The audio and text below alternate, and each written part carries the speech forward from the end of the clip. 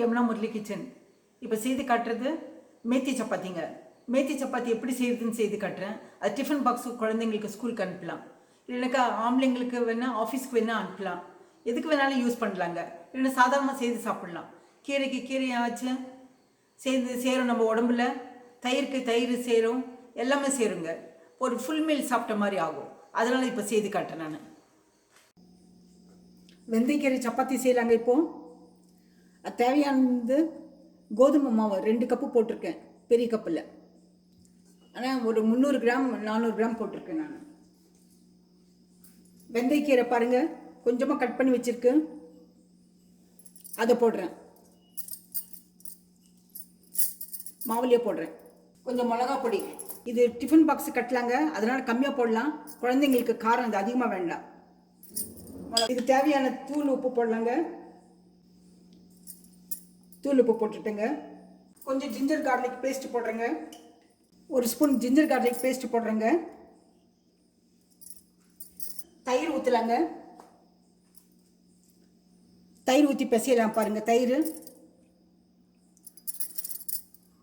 தயிர் கொஞ்சம் புளிப்பாக இருக்கிறதும் பரவாயில்ல, ஃப்ரெஷ் கப்பு தயிர் வேணும்னு சொல்லிட்டு ஒன்றும் கிடையாது.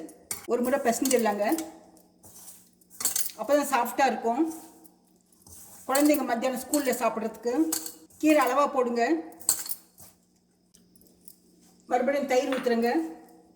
தயிர் 1 கப்பு ஊற்றிருக்கேங்க. பத்தாத்துக்கு தண்ணி ஊற்றலாம். தண்ணி ஊற்றி கெட்டியாக பிசைஞ்சிக்கலாம். ரொம்ப கெட்டியாக வேண்டாங்க.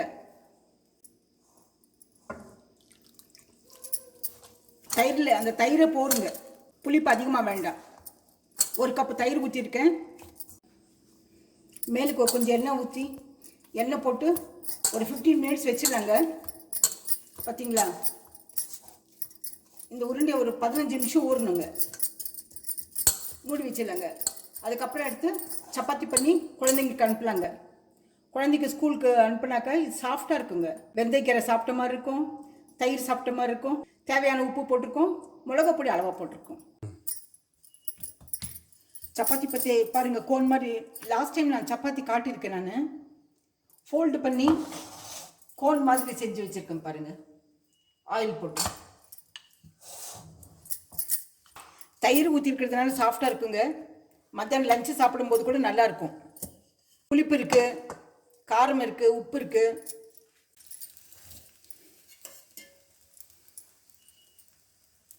கொஞ்சம் எண்ணெய் ஊற்றிக்கலாங்க.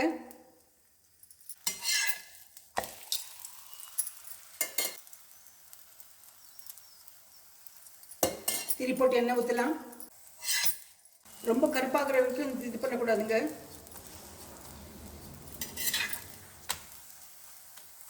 எப்படி திருப்பி போட்டாலும் சாஃப்டாக இருக்கும். இது அப்படியே சாப்பிடலாம்.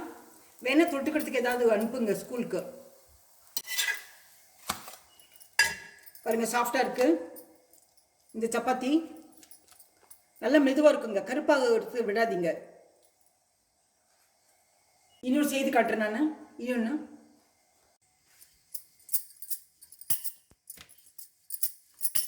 சப்பாத்தி தேய்ச்சிக்கலாங்க. நார்மல் சப்பாத்தி தேய்க்கிற மாதிரி தேய்ங்க.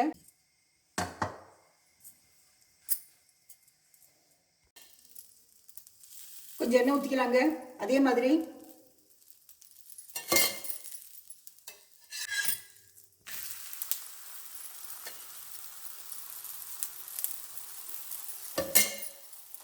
ரெண்டு பக்கமாக எண்ணெய் விட்டாச்சுங்க.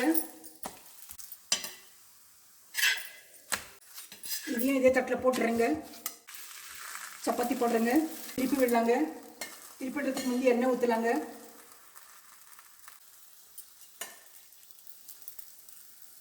திருப்பி இந்த பக்கத்தில் ஊற்றலாங்க எண்ணெய்.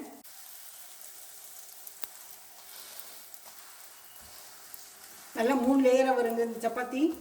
நல்லா உப்பி வருது பாருங்க.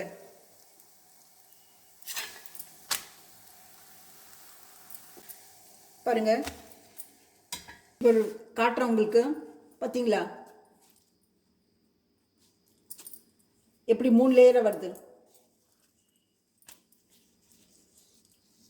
நல்லா முதல் நான் சப்பாத்தி காட்டியிருக்கேன் இல்லைங்களா உங்களுக்கு, அந்த மாதிரி வரும் பாருங்கள்.